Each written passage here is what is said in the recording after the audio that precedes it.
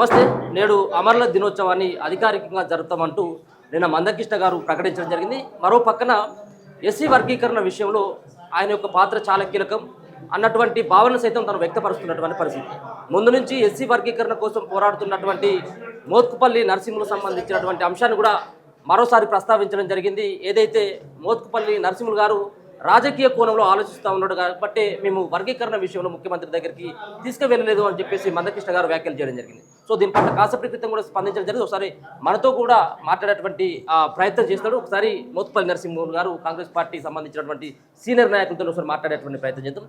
So మొదటి నుంచి కూడా మీరు చూస్తూ ఉన్నారు, మందకృష్ణ గారి వెనకాల నుండి మీరు ప్రోత్సహించినటువంటి వ్యక్తిగా పేరున్నారు. సో ముందు నుంచి కూడా సో ఇప్పుడు మోత్కుపల్లి గారిని మొన్న కలిసినటువంటి ముఖ్యమంత్రి రేవంత్ రెడ్డి దగ్గరికి తీసుకుపోకుండా ఎందుకు మిమ్మల్ని తీసుకెళ్ళలేదు అనుకోవచ్చు?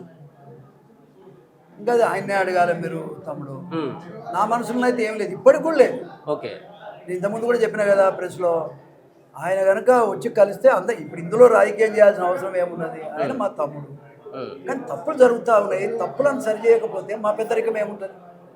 నువ్వు మన కులస్తులు కదా త్యాగాలు చేసింది, మన కులస్తులు కదా జైల్లో పోయింది, మాదిగ కులస్తులు కదా దెబ్బలు తిన్నది, మాదిగ కులస్తులు కదా మంటల్లో కాలి చచ్చిపోయింది.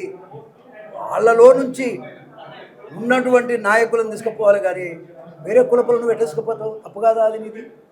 అది చెప్పాల్సిన పరిస్థితి నాకే ఉంది, నేనే చెప్తున్నా అది తప్పు. ఇప్పుడు 3వ తారీఖు నుంచి మళ్ళీ గ్రామాలలోకి వెళ్ళి ఈ వర్గీకరణ విషయంలో న్యాయం జరగలేదని చెప్పేసి మళ్ళీ డప్పులు మోగించాలని ప్రయత్నం చేస్తారు. ఆయనకు ఉత్సాహం ఎక్కువ ఉంది, తప్పు కొట్టాలి ఎగరాలు ఉన్నట్టుంది, కానీ దప్పులు మస్తు కొట్టుకుంటాం మేము. మా ఇళ్ళ పండుగలప్పుడు మస్తు కొట్టుకుంటాం, కానీ కృష్ణమాదిగా పిలిస్తే దప్పు కొట్టవలసిన అవసరం లేదు. కృష్ణమాదిగకు ఏబిసిడి కావాలి, నాకు ఏబిసిడి కావాలి, అందరికీ ఏబిసిడి కావాలి. అది అయిపోయిన తర్వాత మళ్ళా దానికి గెలికి ఏదో రకంగా ప్రభుత్వానికి అడ్డుపెట్టి అది కాకుండా చేయటం మంచిది కాదు. అడ్డుపడటం అంతకంటే మంచిది. సో న్యాయబద్ధంగానే అయింది వర్గీకరణ. 9% అయ్యింది. ఒకవేళ ఏదన్నా చిన్న పొరపాటు జరిగితే తర్వాత సరి చూసుకోవచ్చు. చట్టం అయితే ఫస్ట్ చట్టం కావాలి, అది అమల్లోకి రావాలి. ఏబిసిడి అమల్లోకి. మొన్ననే గ్రూప్ 1 పోయింది, గ్రూప్ 2 పోయింది, గ్రూప్ 3 పోయింది.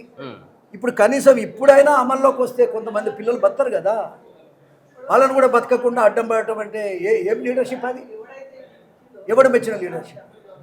సో అమరుల కుటుంబాలను కూడా పరామర్శించలేదు. సో ఇంత కూడా తీరిక లేదా మందకృష్ణకు అన్నటువంటి వ్యాఖ్యలు కూడా చేస్తూ ఉన్నారు. సో మేము అమరుల కుటుంబాలతో మేము మాట్లాడినాం, అమరుల కుటుంబాలకు మేము చేస్తాం ఖచ్చితంగా ఎప్పుడు చేస్తారు అని ఆయన అంటా ఉన్నాడు. అది కాదయా, చచ్చిపోయి 16 ఏళ్ళు అయిందంటే వాళ్ళు ఇల్లే తెలియదు ఆయనకు.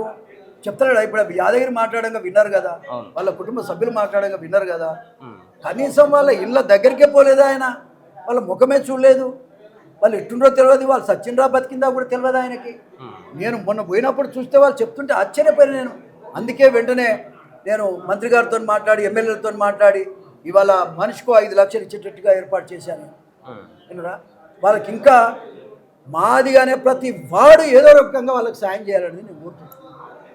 సో మాదిగ సామాజిక వర్గం నుంచి ముందుగా దామోదర నరసింహ గారిని ఉద్దేశిస్తూ కూడా ఆయన కొన్ని వ్యాఖ్యలు చేయడం జరిగింది. సో మంత్రిగా కాపాడుకోవడం కోసం మాత్రమే మొన్న జరిగినటువంటి అమరుల కుటుంబాల కాళ్ళు గడగడం ఇటువంటి కార్యక్రమాలు చేయడం జరిగింది తప్పించి ఏదో మాదిగల మీద ఉన్నటువంటి ప్రేమతో కాదు ఉన్నటువంటి వ్యాఖ్యలు కూడా చేస్తా ఉన్నారు. ఇవన్నీ రాజకీయమైన మాటలు ఎవడన్నా మాట్లాడతారు. ఆయన అట్లా మాట్లాడటం వల్ల ఆయన యొక్క విలువను ఆయన తగ్గించుకుంటుంది తప్ప మరొకటి కాదు. ఇష్యూ ఏమిటంటే ఎవడు మాత్రం కాళ్ళు గడవాల్సిన అవసరం లేదు డబ్బులు ఇచ్చినాక. కానీ మనసు ఉంది, మనసు నష్టపోయిండ్రే అయ్యో పాపం అనే దాని మీదనే మనం వంగుతాం తప్ప లేకపోతే ఎట్లా జరుగుతుంది సార్? అది జరిగేది కాదు కదా. ఒక మినిస్టరు ఎవరైనా కాళ్ళు గడగాలంటే ఎవరు ముందుకు వస్తారు చెప్పండి. కానీ ముఖ్యంగా ఏంటంటే ఆయన మనసులో ఉన్న బాధను ఆ రకంగా ఆయన చూపించగలిగింది. అది చాలా సంతోషకరం. ఇది హిస్టరీ. ఇంకా కూడా నేను చెప్తున్నా, యూనివర్సిటీలో మీటింగ్ పెట్టేది ఉన్నది. ఈ దండోరా వల్ల నష్టపోయిన మొత్తం పిలిచి ప్రభుత్వం ద్వారా వాళ్ళకు కొంచెం సాయం చేయాలని ఆలోచన చేస్తున్నా. అంతేకాదు అన్ని జిల్లాలు తిరిగి కూడా ముఖ్యంగా అమరవీరుల త్యాగాల గురించి ప్రజలకు చెప్పాల్సిన అవసరం ఉంది. ఆ దిశలో రాబోయే కాలం అంతా కూడా నడుస్తుంది. సో మందకృష్ణ గారితో మళ్ళీ ఏమైనా మాట్లాడేటువంటి ప్రయత్నం చేస్తే నాకేం లేదండి. Is my brother. బ్రదర్ అన్నప్పుడు మనం వస్తే ఎవరి వద్ద అంటాం. అంతకుముందు రాలేదా? ఎన్నిసార్లు రాలేదు నా ఇంటికి? అసలు నా ఇంటికి రాని రోజు ఎప్పుడు ఆయన ఎందుకు విస్మరిస్తా ఉన్నాడు? ఇప్పుడు నాకు తెలియదు. రాజకీయమైన సార్ ఆయన ఏమనుకుంటా అంటే రేవంత్ రెడ్డి చేయడేమో మొత్తం దుంకుదాం అనుకున్నాడు. అది దెబ్బతిన్నది. ఆ దెబ్బతిన వరకల్లా మనిషికి మెంటల్ అయిపోయినట్టు కనబడుతుంది పాప తమ్ముడు. మరి ఓదార్దామంటే వాడు దొరుకుతలేడు. సో ఇప్పుడు మీ సామాజిక వర్గం కాకుండా మిగతా ఉన్నటువంటి ఉప కులాలకు కూడా న్యాయం జరిగేంత వరకు అన్ని కొట్లాడతాం. కులాలకు కూడా న్యాయం జరిగింది. నిజంగా ఎవరికన్నా అన్యాయం జరిగితే వాళ్ళు అడుగుతారు, వాళ్ళ తరపున మనం మాట్లాడదాం. ఓకే. కొంచెం టైం తీసుకోవాలి కదా.